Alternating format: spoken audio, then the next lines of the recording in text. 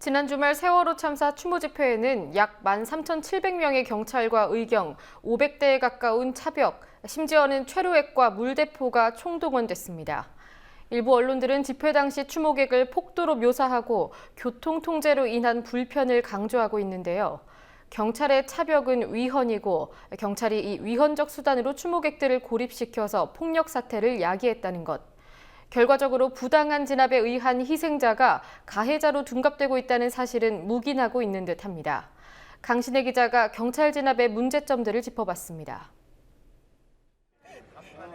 지난 주말 세월호 일주기 추모 집회. 3만여 명의 시민들이 세월호 참사를 추모하기 위해 도심으로 몰려들었습니다. 이날 경찰은 의경과 기동대 등 13,700명, 버스 470여 대, 차벽 트럭 18대를 동원해 강경 대응했습니다. 집회에 참여한 유족과 시민들은 물대포와 체류액 세례를 받았고 이 과정에서 유가족 21명을 포함해 100명이 연행됐습니다. 경찰은 집회가 시작되기 전부터 광화문 광장 일대와 종로 일대, 안국동에서 광화문, 경복궁역까지 거대한 차벽을 겹겹이 세워놓았습니다. 사람 한 명이 지나갈 틈조차 없을 정도로 빼곡히 세워놓아 유가족을 시민들로부터 고립시켰습니다. 2011년 헌법재판소는 전경버스로 차벽을 설치하는 것은 시민의 통행을 원천적으로 막아 행동 자유권을 침해하므로 위헌이라는 결정을 내린 바 있습니다. 어떤 법 해석에 의해서더라도 할 수가 없는 거거든요. 그러니까 헌법재판소도 어쨌든 통행권 침해하니까 안 된다 그러고, 네. 그리고 집회를 시행하는 법률에서도 뭐 가이드라인 같은 것들을 사용할 수 있는 용구에 버스가 안 들어가 있거든요. 네. 그러니까 버스라는 말이 안 들어갔다는 이야기는 거꾸로 해석하자면 버스를 쓰면 안 된다는 이야기거든요. 헌법재판소는 불법 폭력 집회나 시위 가능성이 있다고 해도 명백하고 중대한 위험이 있는 경우에 가능한 마지막 수단이라고 판단했습니다.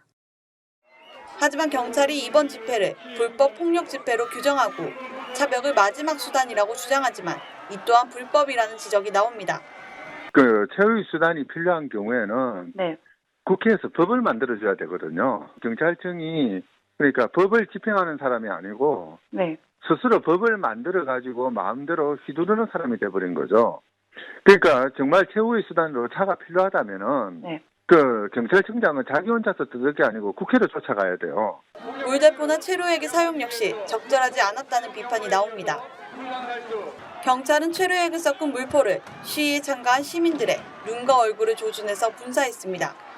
높은 수압의 물포를 가슴을 향해 직사로 분사해 사람들이 밀려 넘어지기도 했습니다. 세월호 유가족인 영석 아빠와 유민 아빠는 경찰의 폭력 연행을 당하기도 했습니다. 결국 경찰이 국민들의 안전, 생명을 지키는 그런 경찰이어야지 민중의 지팡이가 아니고 마치 민중의 몽둥이처럼 그렇게 시민들을 무지막지하게.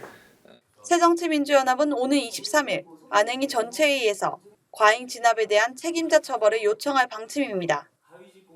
세월호 유가족들과 시민단체 등은 오늘 세월호 추모 탄압을 규탄하고 집회 당시 과잉 진압의 실태를 전했습니다. 경찰 안내 방송에서는 명령을 받고 자리를 지킬 수밖에 없었던 경찰들에게 후통을 치고 더욱 적극적으로 대응하라고 다그치기도 하는 말들이 나오기도 했다. 국민TV 뉴스 경찰 강신혜입니다.